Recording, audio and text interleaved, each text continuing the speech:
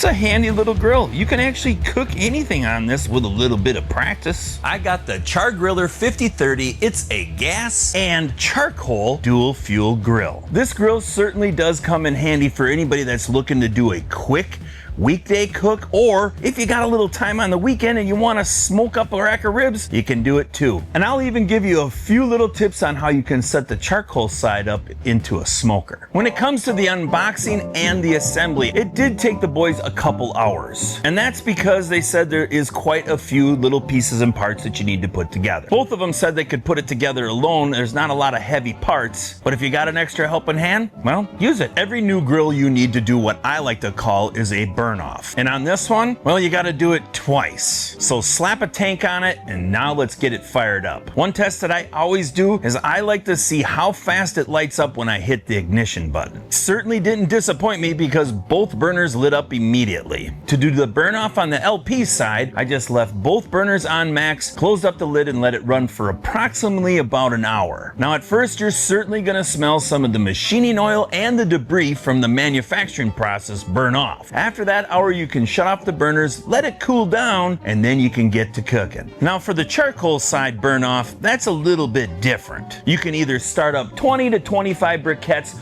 right in the center of the chamber, or like I did, I grabbed my chimney and threw in some lump. It's not going to matter, you can use lump or regular briquettes to do the burn off. After that, close up the lid, make sure both of your vents are wide open, and let that charcoal completely burn out. Now that might take a couple hours, but after it's cooled down, like the other side, you can get to cooking. Now let's talk a little bit about the creature comforts on the Char-Griller. We have a total of 870 square inches of cooking space on this grill. We have 606 square inches on the main cooking grates, but in reality that's actually 303 square inches in each chamber, with a couple hundred square inches of cooking space on the warming racks. The bottom cooking area, the grates are porcelain coated cast iron, and the top, I'm guessing that they're stainless steel. I couldn't actually see anything that said what they were made out of.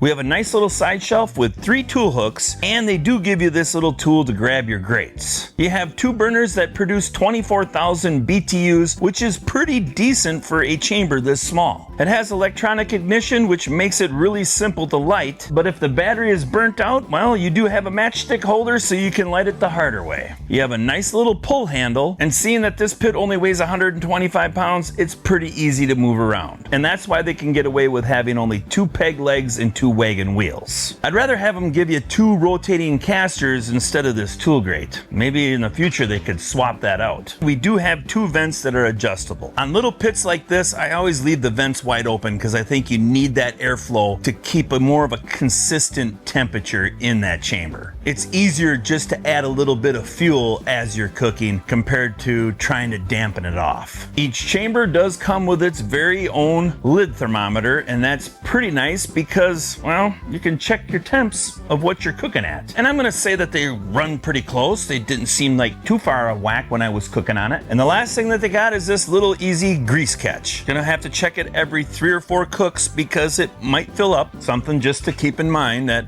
at least your grease is running in this little tub. Cooking on the 5030 was actually a lot of fun. The first thing that I cooked was some Carne Asada. And who doesn't love that on a Tuesday night? That's right, Taco Tuesday. Now if you've never done it before, well, it's pretty dang good and it's pretty simple. You just have to marinate up some skirt steak a few hours prior to cooking it. The bonus is when you cook it, it doesn't take very long. And I got some decent char off from it. I'm telling you, it certainly was juicy and it really was yummy. Well, the second thing I cooked was some Korean barbecue spare ribs. And we had to get on the old Char-Griller's charcoal side because Korean barbecued spare ribs taste so dang good when they got a little bit of added charcoal flavor. And just like the last cook, this one was pretty quick too. I think the way these are cut, they call it like Frankenstein or something. I don't really remember. I just know them as short ribs sliced up. Now when it comes to actually smoking something on the charcoal side, that gets a little bit trickier. I basically start out with 15 briquettes and I get them lit. Then I put in about another 10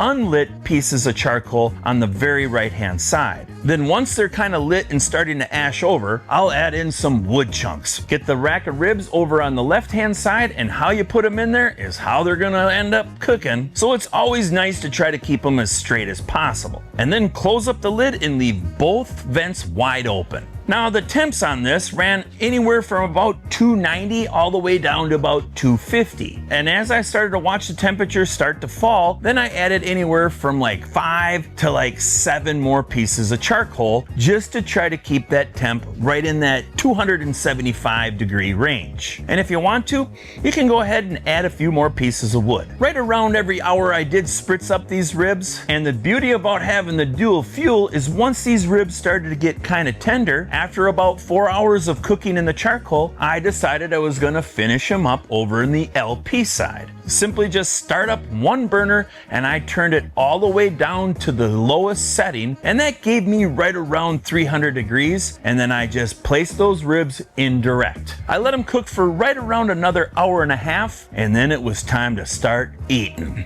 Yep, I'm a messy Marvin. Whenever it comes to mudded up St. Louis ribs, I'm always gonna leave some on my chin or my cheek. It's just part of barbecue. Gonna get messy. To sum it up, don't add too much fuel into the chamber. Just keep on slowly adding, and then keep your vents wide open and control the temps with fuel, not by closing off the vent, because then it's just always fluctuating.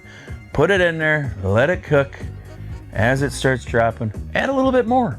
When it comes to the cleanup on the Char-Griller, scrape down those grates, and if you can, after a cook, crank it up, close the lid, and let them burn off for a little bit. They're not going to be perfect, but it helps to burn off a little bit more of that debris. When it's all cooled down, take out the grates and start scraping down the inside of the chamber. The easy dump ash pan, well, it is what it says it is. Once that charcoal is completely cooled down, like the next day, go ahead and just dump it in the trash can. Now, if you get some grease, you might have to take a wire brush after it, but it is what it is. It'll clean up pretty good. If you want to clean it a little bit more, you could go ahead and spray it down with a hose of water and then add a little bit of cooking spray to it because it's going to rust. And the easy dump ashtray, it's pretty easy to put back together. Just set it in the bottom of the chamber, and then you got your little handles. Hook it up and let it rock and roll again. It's also adjustable, so if you want to bring your fire up a little closer to the grates, you can. I always kind of tell everybody who and what and where this pit is made for.